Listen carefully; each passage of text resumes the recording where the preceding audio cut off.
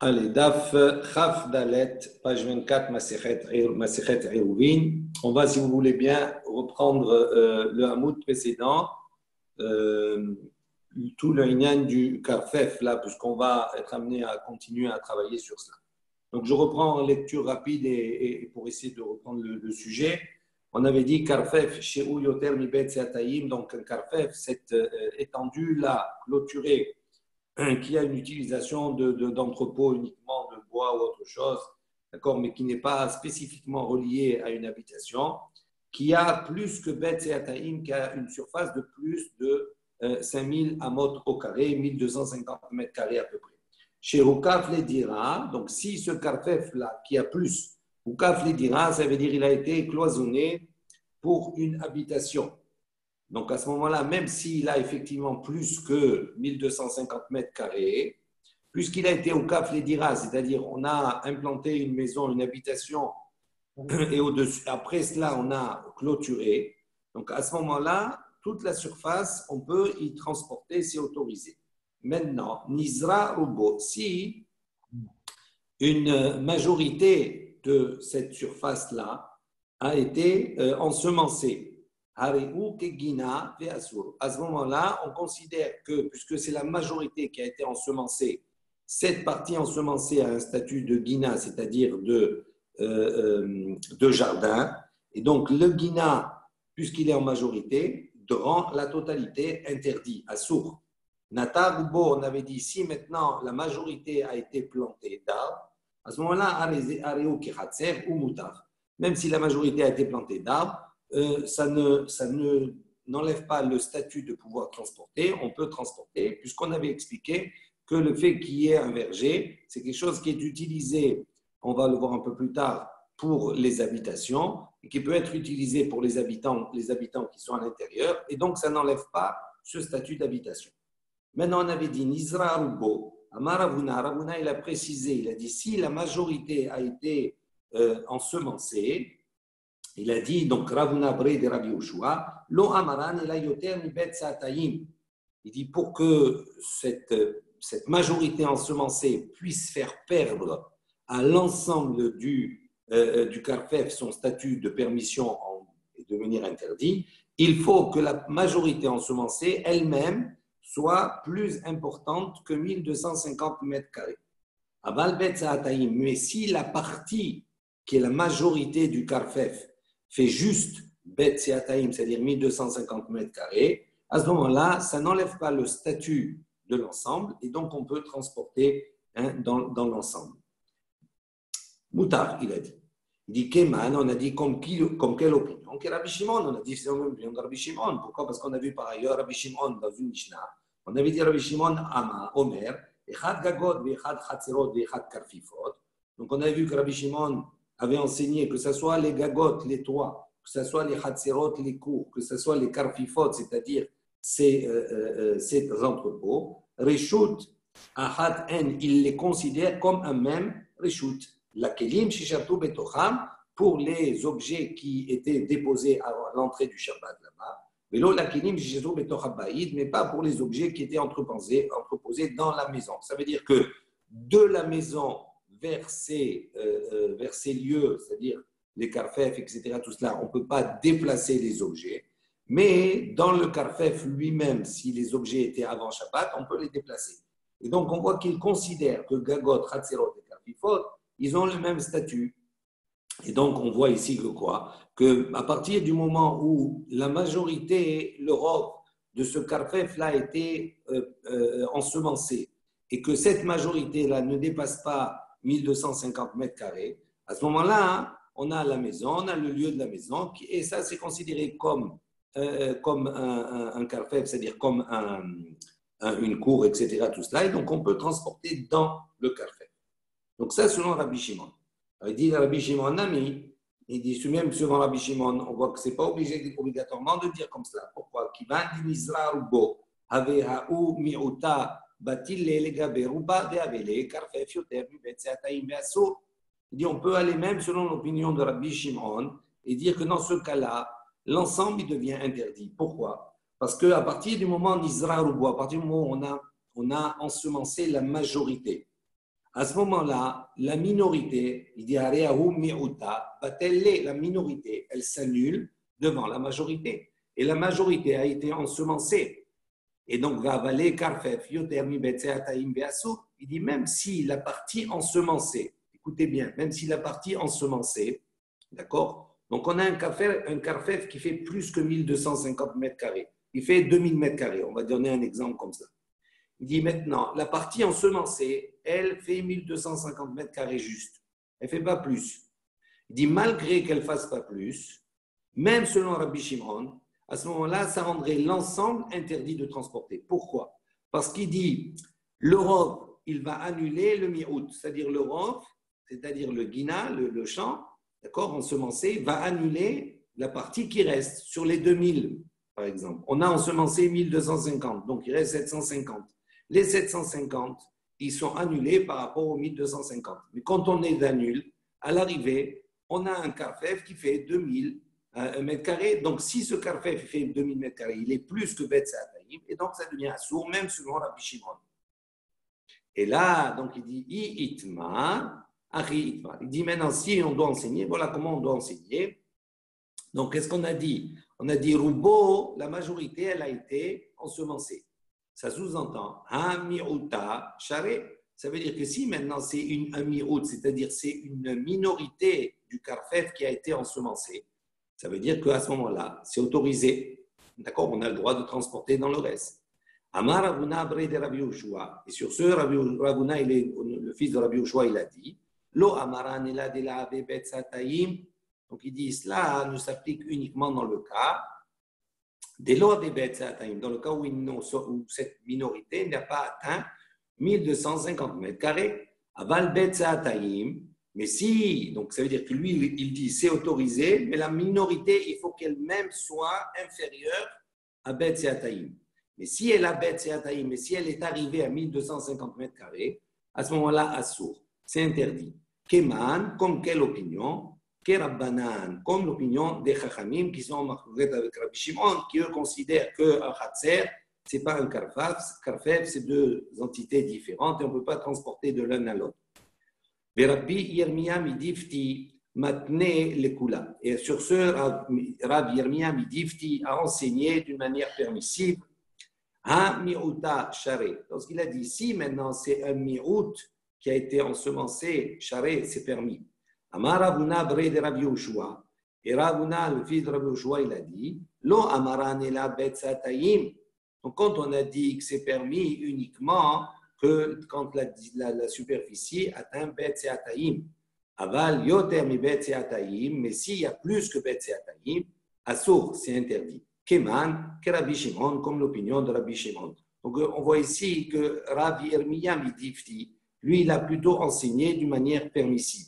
C'est-à-dire que dans l'idée, dans l'intervention précédente, où on relit, on refait une relecture avec Ravuna, etc., on voit qu'il dit, pour que ça soit autorisé, il faut qu'il y ait moins que Bet Seataïm, un peu moins. Tandis que Rav Yirmiyah Midifti dit, même s'il y a juste Bet Seataïm, ça reste autorisé. Ce qui va rendre interdit, c'est quand on a dépassé Bet Seataïm. Donc, on continue, on avait vu dans la Mishnah, Nata ubo areu kechatser umuta. En revanche, si dans ce carfef-là, qui a plus que Betziataïm, on a majoritairement planté un verger, on a dit, à ce moment-là, c'est considéré comme un khatser et c'est permis de déplacer dedans. Amar Rav Yehuda, Amar Abimi, Rav Yehuda, il a dit au nom de Abimi, Vehu, She Asuyin, Astabal Ot.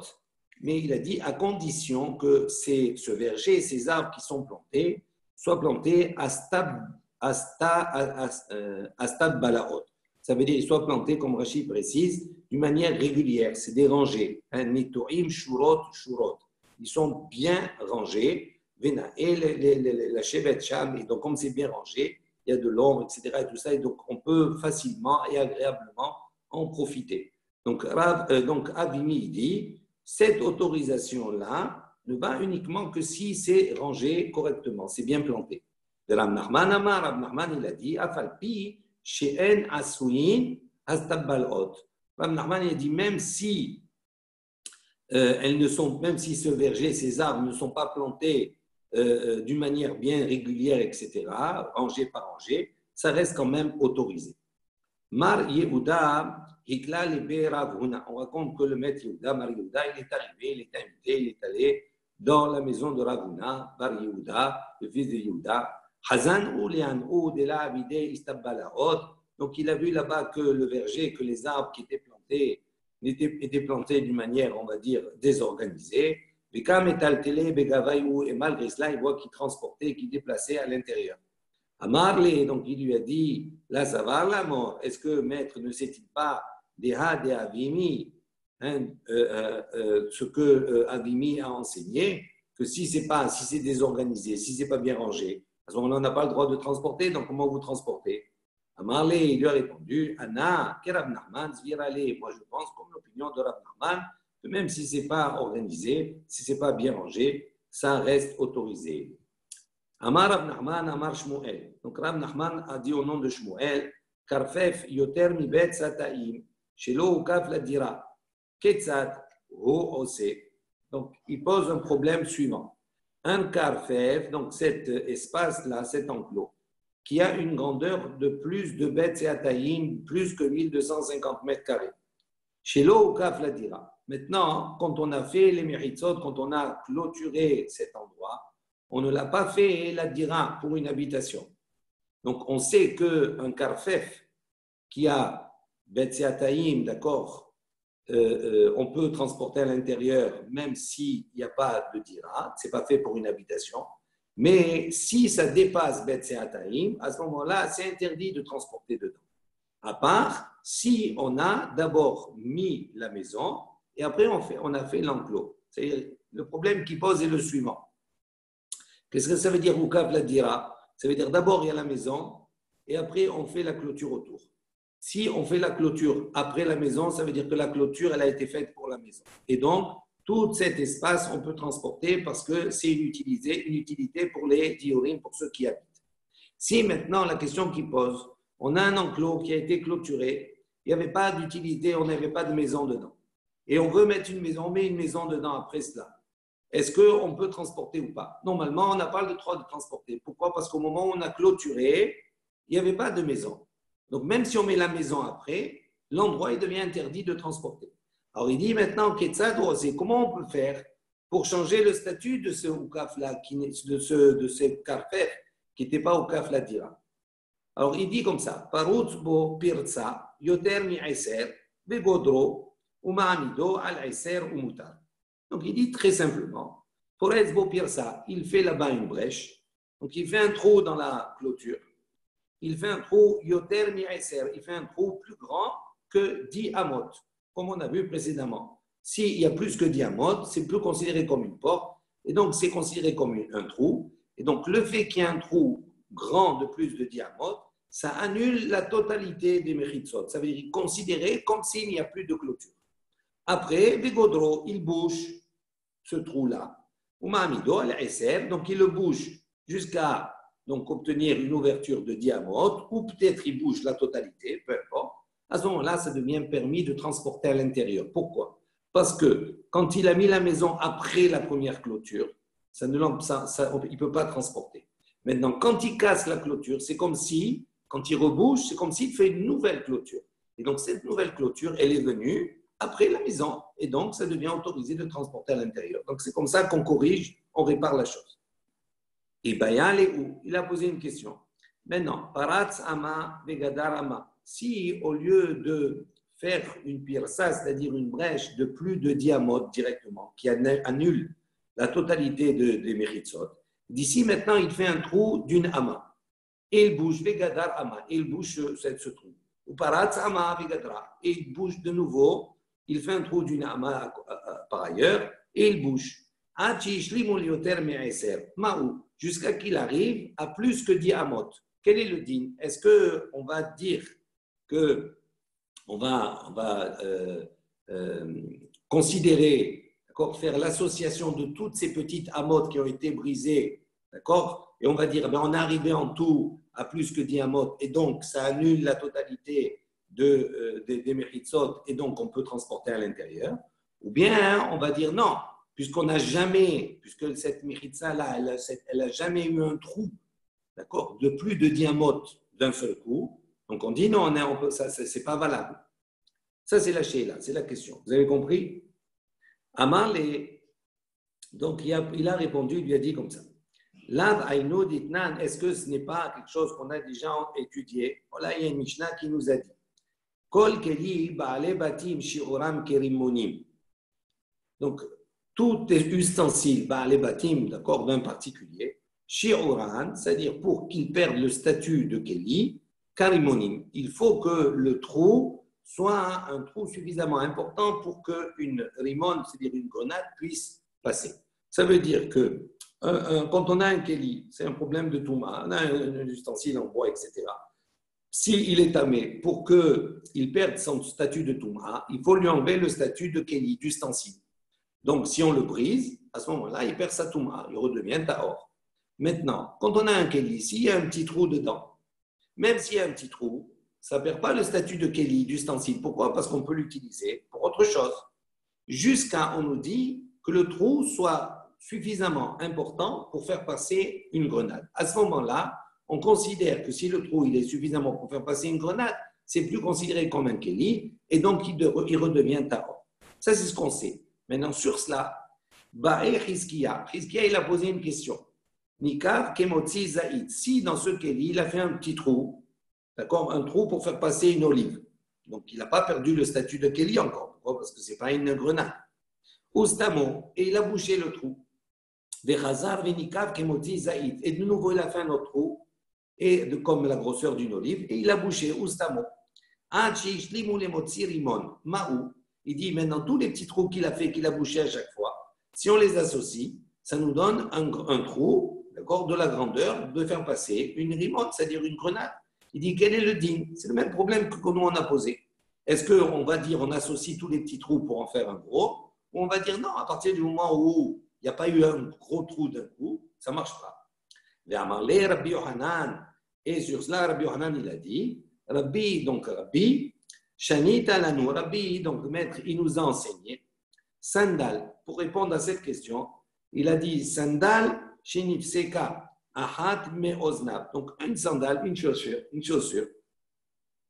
D'accord, dans là-bas, la chaussure, les sandales, elles avaient, d'accord, deux anses, deux lacets pour pouvoir la mettre, d'accord, pour pouvoir qu'elle tienne. Il dit ici, maintenant, sur cette sandale, nifseka, ahat me oznav, une oreille, on va dire une anse, elle s'est cassée. D'accord? À partir du moment où elle s'est cassée, c'est toujours une chaussure. Pourquoi? Parce qu'il reste la deuxième, je peux encore la mettre. Maintenant, la première anse, elle s'est cassée, vetikna, et on l'a réparée, ou on ne l'a pas réparée, peu importe. Tamé. On dit cette sandale-là, Tamé Midras. Elle a la Touma de Midras. Alors rappelez-vous Midras qu'on avait vu dans Shabbat, entre autres. On a dit quelqu'un qui est Zav, qui a eu un écoulement, donc il a une certaine Touma. D'accord? Si Midras, ça veut dire c'est quelque chose marcher, c'est-à-dire piétiner. Ça veut dire toute chose sur laquelle il va marcher ou il va s'asseoir, c'est tout objet qui est prévu pour cela. Une chaussure, c'est prévu pour marcher. Donc, si le Zav, il met son pied dedans, il marche dessus, à ce moment-là, sa Touma à lui, l'importance de sa Touma, il a une Touma qui est Hamoura, qui est importante, elle passe sur l'objet. L'objet, il a la même Touma que la personne elle-même. D'accord? Ce qu'on appelle Tamé Midras. Donc, on voit que cette chaussure, cette sandale-là, qui a perdu, d'accord, un lacet, ok, il s'est détaché, il s'est cassé. On l'a réparé, malgré qu'il soit cassé ou réparé ou pas réparé. À partir du moment où je peux toujours l'utiliser comme chaussure, puisqu'il y a un deuxième lacet qui reste, à ce moment-là, il garde son statut de Keli, et donc il y a une Touma Tamé Midras. En revanche, Nifsekash Nia, si le deuxième lacet, lui aussi s'est brisé, Vetikena, et on l'a réparé. Tahor, à ce moment-là, on nous dit, c'est Tahor, c'est pur. Pourquoi? Tahor mina, pardon, je lis jusqu'au bout. Tahor mina midras, ça veut dire, on ne considère pas cet objet-là, cette sandale, comme un keli, comme la sandale, et donc elle ne peut plus contracter la touma de midras. Donc elle perd cette touma-là parce qu'elle perd son statut de keli. Aval tamé maga midras. Mais ça reste quand même un objet que je peux utiliser pour autre chose. Et donc, à ce moment-là, si le Zav, il la touche, il y a une Touma, mais c'est une Touma inférieure à la Touma de Midras. OK? Maintenant, dans tout cela, Ve'amrat Allah. Et sur cela, on a posé la question. Donc, rappelez-vous, on a une sandale. La première lanière, elle se brise. D'accord? Je la répare. Elle garde son statut de Kéli de sandale. La deuxième lanière se casse. Je répare. Malgré que j'ai réparé, on voit que quoi? Elle perd son statut de sandale. Et sur cela, on a dit Maishna Rishona.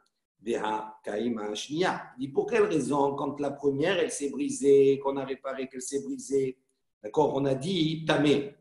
Pourquoi? Des Kaimashnia, parce que la deuxième anse, le deuxième lacet, était toujours existant. Donc, il y avait toujours une faculté de sandale. Maintenant, Shnia, quand la deuxième, elle s'est brisée, Nami Hal-Kaima Rishona. Mais comme on a réparé la première, donc pourquoi, dans le cas de quand la deuxième s'est brisée, on a dit Taor? Normalement, on aurait dû dire Tamé. Pourquoi? Parce que la première, elle est existante à ce moment-là. Donc, ça veut dire qu'il y a toujours une fonction de pouvoir la mettre.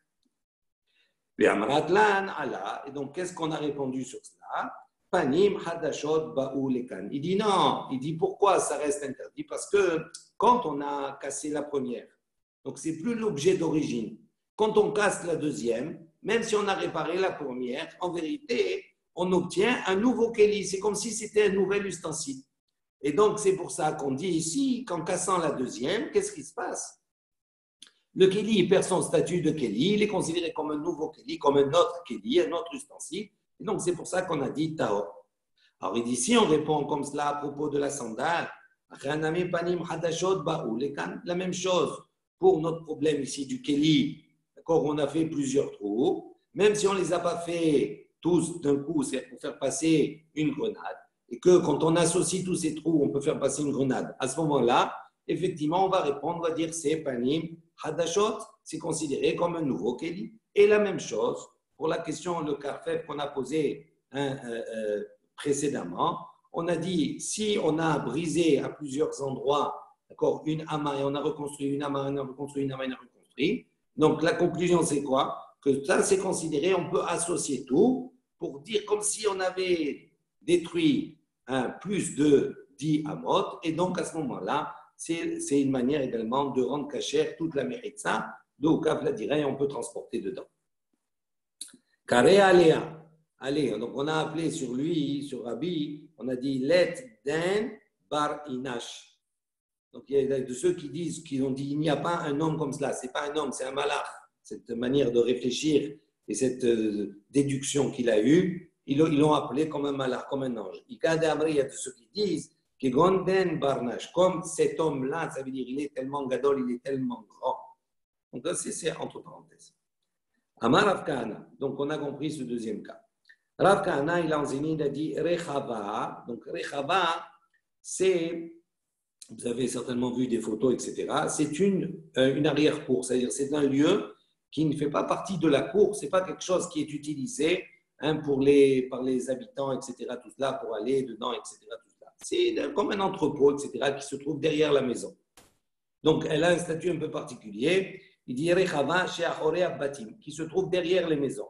Un métal telimbo, et là, Arba Amot. Il dit ce lieu-là, on ne peut pas transporter dedans uniquement Arba Amot. Ça veut dire on considère cette Rechava-là comme un carmélite, comme un lieu qui est un carmélite. D'accord? Rashi, Rechava chez Achorea Batim, Rashi dit Ve'en Petah Habayit Patuach là. Ça veut dire il n'y a pas de porte de la maison qui donne sur cette arrière-cour-là. Il dit, la via moukefet, shelo le dira, et donc comme elle n'a pas été entourée pour la dira, c'est-à-dire pour la maison, d'ici cet endroit, cette rechava-là, alors on répète, rechava c'est un espace qui se trouve derrière la maison. On l'a clôturé non pas pour la maison, donc ça veut dire qu'on n'a pas une utilité de là-bas, c'est simplement un entrepôt.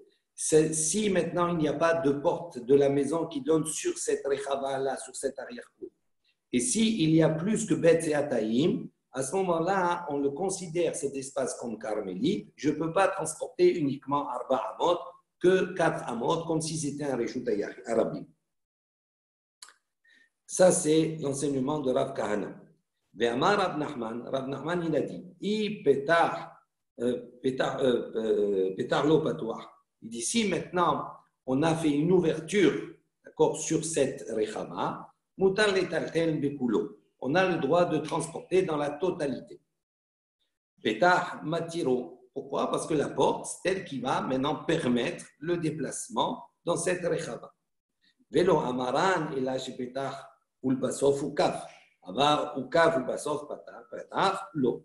Il dit, mais il précise, il dit quand on a dit que la porte, elle va maintenant autoriser le transport dans cette rechama, il dit uniquement dans le cas petar ulbasof ou kaf. Ça veut dire il a fait d'abord l'ouverture de la porte.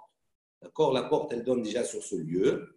Et après, il a clôturé. Donc, quand il a clôturé, comme il y avait une ouverture de la maison sur cette rechama, quand il clôture, c'est pour la maison. Donc, c'est pour ça qu'il peut transporter dedans. Mais si, il a d'abord clôturé et après, il a fait une ouverture de la maison qui donne sur la rechama, il dit l'eau. On n'a pas le droit de transporter là-bas uniquement à Bahamot. Alors, on dit patah ou le basof ou kaf. Pshita. Il dit, qu'est-ce qu'il est venu nous enseigner ici? C'est évident que si on a ouvert et après on a clôturé, c'est sûr que c'est permis de transporter, c'est évident. Il dit, non, ce n'est pas si évident que cela. Pourquoi? On a besoin de cet enseignement-là, de préciser cela. Pourquoi? Il dit, parce que dans le cas où là-bas, entre la maison et la maison, il y a la rechava, entre les deux, il y a Bédaré, c'est-à-dire il y a une grange. Comment vous dites, qu'est-ce que tu aurais dit? Tu aurais pu dire que son intention, lui, de faire l'ouverture, il a fait ça pourquoi? Pour la grange, pour avoir une facilité, pour pouvoir prendre des choses. Il dit, mais il n'avait pas l'intention pour la rechava. Et donc, on aurait pu dire que même si l'ouverture, elle s'est faite avant, on aurait dit dans ce cas-là que c'est interdit de transporter dedans. Kamash Malan est venu nous enseigner que non, même si ça n'a pas été fait pour la rechava elle-même, mais pour autre chose, à partir du moment où l'ouverture a précédé les méritzot, à ce moment-là, c'est autorisé. Karfaf yoter mi bet satayin, donc un karfef, d'accord. Donc cet espace qui a plus que bet satayin, plus que 1250 mètres carrés. Chez Ukav la dira, donc qui a été donc clôturé pour une maison. Mais maintenant toute cette surface-là, elle a une inondation, elle s'est remplie d'eau. Savo Rabbana le memar kizraim damu ve'asir. Les Chachamim, ils pensent et ils disent qu'on considère ce karfef comme s'il a été ensemencé et donc assir. Et donc, c'est interdit, il ne peut plus transporter. Pourquoi? Parce que si c'est inondé, il n'y a plus d'utilité, on ne peut plus utiliser pour pouvoir, pour les habitants. Et donc, on considère que ça devient interdit de transporter dedans. Amaleu Rav Abba, Ahoua de Rav près de Rav Mesharshia. Donc, Rav Abba, le frère de Rava, pardon, il corrige ici, le frère de Rav Mesharshia, a dit la chose suivante. Achi Amrinan, Mishme de Rava. Ainsi, on a entendu, d'accord, on a dit au nom de Rava. Maïm, Kintaim, Damu, Echare. Il dit non, là-bas, il a enseigné que l'eau, elle a le même statut que Netaim, c'est-à-dire que comme si c'était des arbres qui étaient plantés. Et on a dit que si c'est des arbres qui sont plantés, à ce moment-là, charret, c'est permis. Pourquoi? Parce qu'on va voir que l'eau, elle a une utilité. S'il y a de l'eau, la personne, elle est contente et elle n'a plus besoin d'aller au puits ni rien du tout pour prendre de l'eau. Amar Amemar, sur ce, Amemar, il a dit Vehu de Chazian et Tashmishta. Amemar, il précise, il dit non, ce n'est pas toujours dans le cas. C'est uniquement si cette eau-là, elle est potable. Ça veut dire qu'on peut l'utiliser, on peut la boire. Si elle n'est pas potable, mais si on ne peut pas l'utiliser, elle n'est pas potable. L'eau, il dit à ce moment-là, c'est interdit. Tout l'endroit devient interdit au transport. Amar Ravashi, et Ravashi précise, Vedechazian et Tashmishta, Namilo Amaran, et la chaîne Beumko Yoter Mibet Seataim. Avalimièche Beumko Yoter Mibet Seataim, Asur. Et donc, ici, Ravashi vient donner une autre précision. Il a dit, OK, même si c'est de l'eau qui est potable, ce n'est pas parce qu'elle est potable que c'est automatiquement autorisé. Il dit à condition qu'il n'y ait pas une profondeur, d'accord, que cette eau-là qui est venue, elle n'a pas creusé, elle n'est pas en profondeur d'Asarat Fahim, de Dit Fahim, sur une superficie de Bet Seataim de 1250 mètres. Si c'est comme cela, à ce moment-là, même si c'est de l'eau, ça devient interdit. d'accord, ça en fait un réchoute à part, un domaine à part. Vela Miltaï, il dit non, mais ça, c'est pas juste de dire comme ça.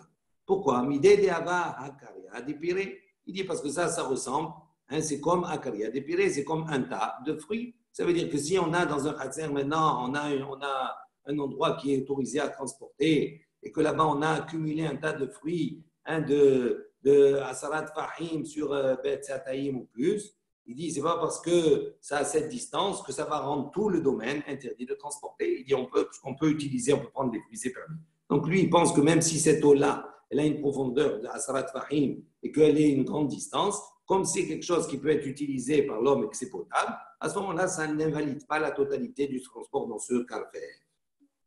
Ensuite, donc on raconte qu'il y avait une rechava dans un endroit qui s'appelait Poum Nahara. Des Haïgisa, donc juste si vous aviez un schéma, c'était intéressant de voir. Ça veut dire qu'il y a en vérité ici, on va voir trois domaines qui se succèdent, un après l'autre. D'accord? Il y a une partie au milieu qu'on appelle Rechava. Okay? Cette Rechava-là, elle va donner, très bien, Charles, très bien. Ok, voilà. Donc, on a une Rechava qui est au milieu. D'accord? Cette Rechava-là qui est au milieu, Hadgisa, il y a un côté, Hava Petiyah Lemata. Elle est ouverte sur un mavoy. Donc, vous avez dans la photo, d'accord, sur la partie droite de la photo, vers le haut, vous avez des maisons et vous avez le mavoy. Et le mavoy, il est mefoulash. Il est ouvert sur la Rechava, il est ouvert sur le Reshut Rabbim. Ok? Mais Hadgisa, et l'autre côté, d'accord, Hava Petiyah Lishvil Shel Keramim. Il donne sur, d'accord, un sentier, d'accord, sur les qui également, il y a des méritsot sur le bord du chantier, d'accord, qui donne sur des kramim, c'est-à-dire sur des vignobles. Maintenant, ce n'est pas tout. Ou jvil chez le kramim, ou salik les goutas des nahara. Maintenant, à l'arrivée de ce chemin qui donne sur les kramim, sur les vignobles, ça donne, c'est abrupt, ça donne directement sur un fleuve. D'accord? Donc, il y a ici la profondeur du fleuve, ça fait une méritza. Donc, ça veut dire qu'on a la rechava maintenant, qui est au milieu des deux. Il y a une ouverture de la rechava sur le mavoy, qui donne après sur le Reshut Rabbim, et une ouverture de l'autre côté qui donne sur les kramim, et qui donne à l'ouverture de l'autre côté sur Nahar, sur un fleuve. Amar Abaye, et Rinavid, il dit comment on peut faire maintenant pour autoriser, parce que le problème qui se pose, cette rechava-là, elle a un statut de carmélite. Donc maintenant, comme en haut, il y a un mavoy qui donne maintenant, il est méfoulage sur un carmélite, etc. Donc et par le fait qu'il soit un carmélite, donc ce n'est pas un lieu qui est habité, donc il va faire interdire le transport dans le mavoy en haut. Et il va faire interdire le transport également dans le ben akaramim, entre les kéramim également. Alors il dit comment on peut arranger pour pouvoir transporter dans tout cela, dans cette rechava, etc. Il dit, d'ici, tu proposes de faire une méritza. Au bout, si vous prenez le schéma, vous avez vu que la rechava est au milieu et qu'il y a un chemin qui mène jusqu'au fleuve. Il dit, si maintenant, au bout du fleuve là-bas, d'accord, en vérité, il y a une méritza naturelle, c'est la profondeur du fleuve qui a dit Tfahim, ok, au minimum. D'ici, maintenant, là-bas, on va monter une méritza, on va mettre des roseaux, on va fermer. Si on ferme là-bas au bout, il dit ça ne marche pas. Pourquoi? Parce qu'on ne fait pas une méritza sur une méritza. C'est-à-dire, comme il y a déjà une méritza naturelle, il y a déjà une profondeur. Donc, rajouter une méritza sur une méritza, ça ne change rien au statut. Et donc, ce n'est pas quelque chose qui va nous permettre de transporter à l'intérieur. Donc, cette proposition, elle ne marche pas. Il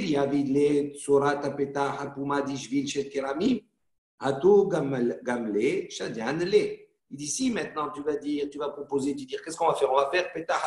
On va faire Tsurat HaPetach, donc à l'entrée du Jvil, c'est-à-dire à l'entrée du chemin qui mène vers le fleuve, qui mène sur les Kramim, juste à l'entrée. Donc on fait là-bas une ouverture, on fait Tsurat HaPetach. Il dit à ce moment-là, ça ne marche pas non plus. Pourquoi? Parce que comme c'est un lieu, comme il y a une grande ouverture, qu'est-ce qu'ils faisaient les gens? Ils passaient du Reshut Rabbim, ils venaient avec leurs chameaux, etc., tout cela. Passaient par la Rechava, pour aller faire boire leur chameau, par exemple, etc., tout ça dans les kramim.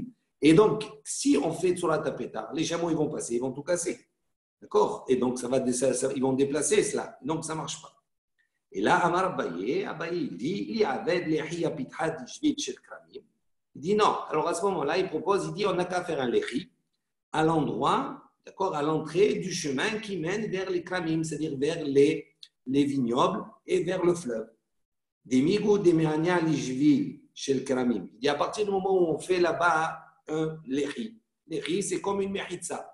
Donc ça veut dire que pour tout le shvil des kramim, il y a d'un côté la mechitza du fleuve, de l'autre côté on a fait un lechi comme si on fermait. Donc ça veut dire qu'à l'intérieur on peut porter. Donc il dit puisque des migou des meania l'ishvil, puisque ça marche pour le shvil, pour le chemin qui amène au vignoble. Mané, les namé, les rechava, ça marche également pour la rechava, et donc on utilise là comme si c'était fermé, et donc on peut transporter à ce moment-là dans la rechava, parce que la rechava elle donne sur le mavoy qui a des habitations, et donc ça devient un tout. Amar les Rava il dit Yomru lehi mo'il ishvil shel keramim de alma. Il dit non, ça ne marche pas, Rava. Il dit on ne peut pas le faire comme ça. Pourquoi? Parce que qu'est-ce qu'ils vont dire les gens? Ils vont dire lehi mo'il ishvil shel keramim de alma. Ils vont dire quoi? Ils vont dire que un lechi, d'accord? Ça veut dire que le lechi, il est valable, d'accord? Pour un jvil chez le kramim. Ça veut dire le jvil pour un chemin, on va dire, de vignoble comme cela, qui est méfoulage de chaque côté. Il dit, qu'est-ce que les gens, quand ils vont voir comme ça, ils vont dire que ça marche. Ils vont dire, pour généraliser, ils vont généraliser la chose, ils vont dire à ce moment-là, un lechi, ça suffit. Il dit, en vérité, ça ne suffit pas. Il faut qu'il y ait trois méchitsot, il faut que ça soit fermé. Et là, Amarava, Abinan, les lehi, les pitra, des mata. Donc, Rava, il propose, il dit non, on doit faire un lehi à l'entrée du mavoy. Quand il y a la rechava, elle est au milieu. Après, il y a l'ouverture qui donne sur le mavoy. À cette ouverture-là qui donne sur le mavoy, on fait un lehi. D'accord? Des migou, des meané, les mata, à ce moment-là où on fait un lehi, ça permet au mavoy de transporter. Donc, il dit à partir du moment où ça permet de transporter au mavoy, il n'est plus méfoulage. Il dit ma'ané, namé, les rechava, ça marche également pour la rechava. Ça veut dire qu'en vérité, à l'arrivée, on peut transporter dans la rechava, très bien, Charles, et dans le mavoy, mais pas dans le shvil là-bas. Et car, donc ici, on apprend quoi? Tiltoulé bemata goufa, charé, tiltoulé berechava goufa, charé. Donc on voit d'ici de quoi? Que le déplacement dans le mavoy lui-même, c'est permis. Le tiltoulé berechava, le déplacement dans la rechava en soi, c'est permis. D'accord? Mais maintenant, mimata les rechava ou mi rechava les mata. Il dit, mais maintenant, déplacer du mavoy vers la rechava ou de la rechava vers le mavoy. Il dit, pliez bas, il y a une marloquette. D'accord? Ravaha et Ravina, entre Ravaha et Ravina.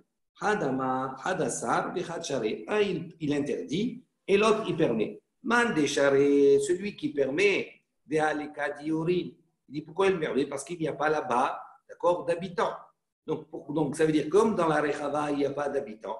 Donc, comme il n'y a pas d'habitants, on considère que le Mavoy et tout la Rechava, d'accord, c'est une continuité du Mavoy. Et donc, à ce moment-là, ce sont les diorim qui ont fait ici le Shitouf Mevohot avec le Mavoy. Ils permettent de transporter dans l'ensemble. Donc, les habitants de l'un ne peuvent pas interdire aux habitants de l'autre. D'accord? S'ils ne le font pas. Parce qu'on sait que quand il y a, par exemple, deux Reshut et Yahid, d'accord, pour pouvoir transporter d'un domaine à l'autre, il faut qu'il y ait Eruv Chatzirov. D'accord? Il faut qu'il y ait une association. Et s'il n'y a pas d'association, c'est les habitants de l'un qui interdisent aux habitants de l'autre de transporter dans la totalité.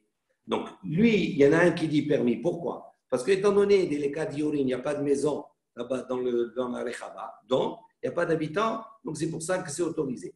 Mande Asar, en revanche, celui qui interdit, Zimnin de Ave Diorin, il dit si on autorise à ce moment-là, d'accord? On ne va pas comprendre pourquoi on autorise. Si demain, il y a des diorines, il y a des habitants qui viennent, on va ouvrir des portes dessus, etc., tout cela, à ce moment-là, les gens ils vont continuer à transporter, okay, même s'il n'y a pas eu d'association avec les autres. Et donc, par crainte pour cela, il a dit un Assar, il a interdit. Voilà, on s'arrête ici pour le DAF d'aujourd'hui.